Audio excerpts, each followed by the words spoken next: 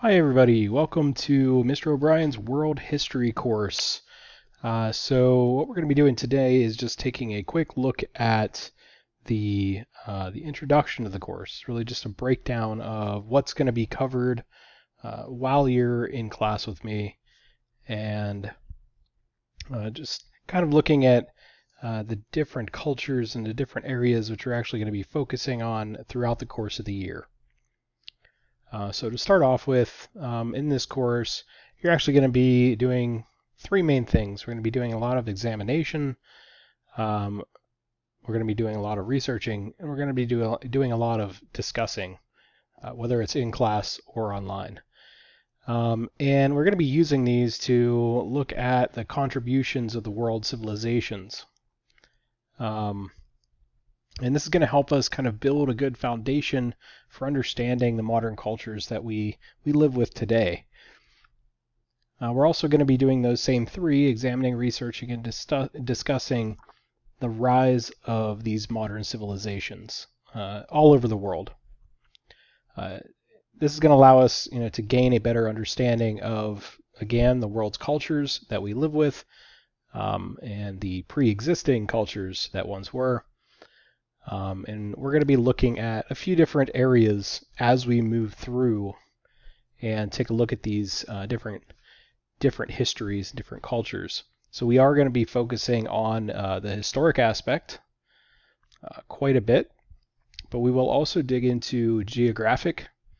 So we're going to be looking at maps, economics, and of course social factors that allow these cultures to integrate and move around and do what they need to do in order to kind of get to where we are today. So the first topic that we're actually going to be taking a look at is European history and kind of integrating Christianity in with this. And as you'll notice,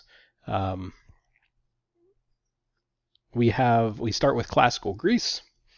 So we're going to be taking a look at the origins of Greece, the various governments that roll through it, the Greek culture itself, and then we're moving into ancient Rome. And this is where I tied in Christianity, because it's really where Christianity begins, is with Rome and the Roman Empire.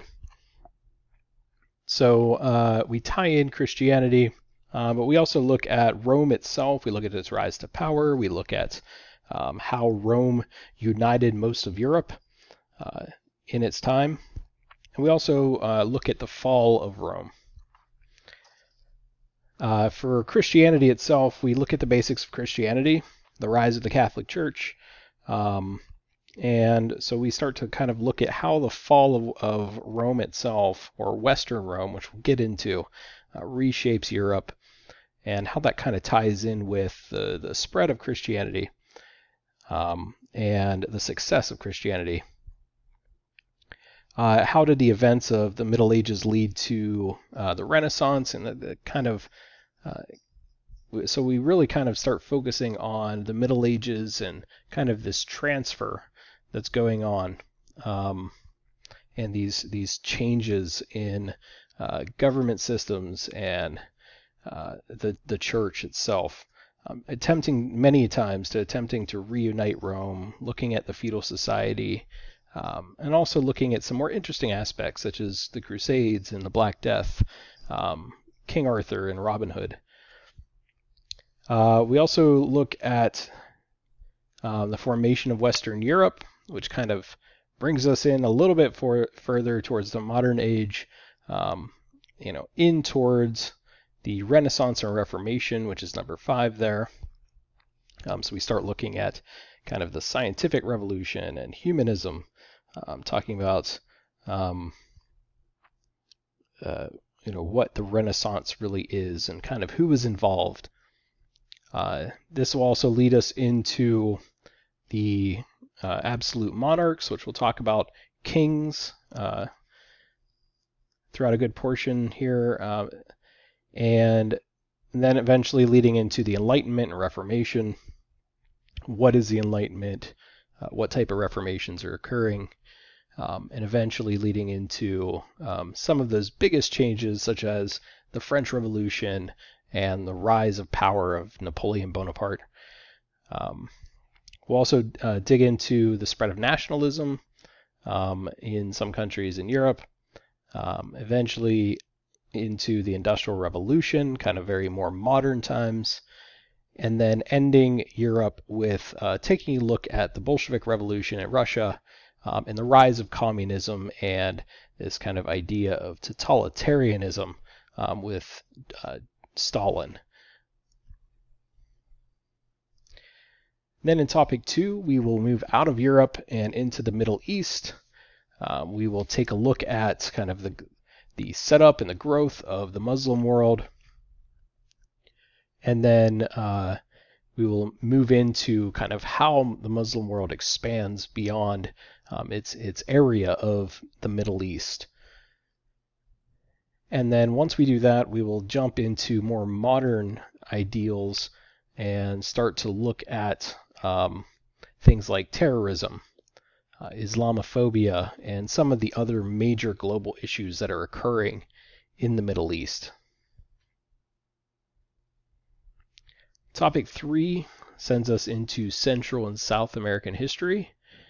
We have the Mesoamerican civilizations. Specifically, we will be digging into the Mayans, the Aztecs, and the Incas a lot more than some of the other ones that are around.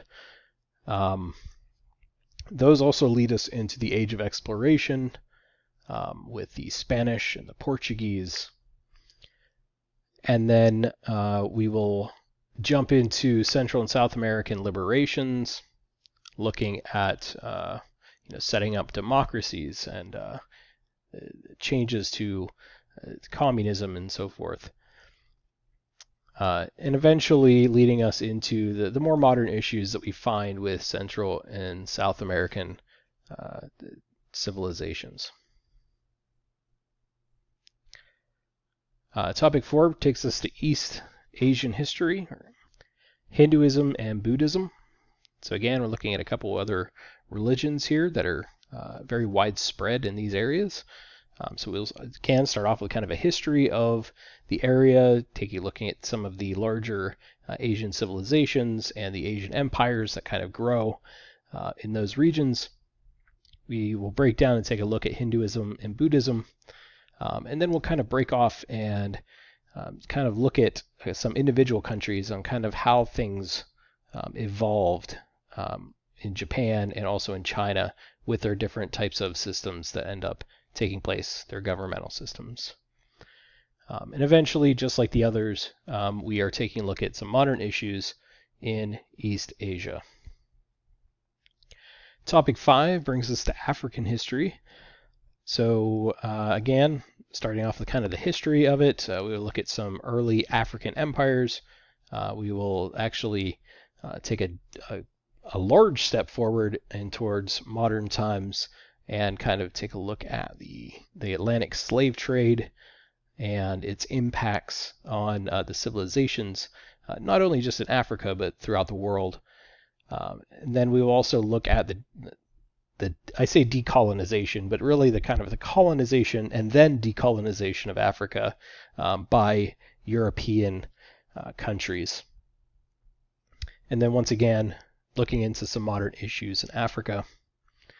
And if we have some time by the end of the year, we will take a look at some Indo-Pacific history, check out how civilizations rose in those areas throughout the islands in the Pacific, and then we will take a look at some environmental impacts, some current events of environmental impacts that deal with climate change and so forth that these Indo-Pacific regions are going through currently.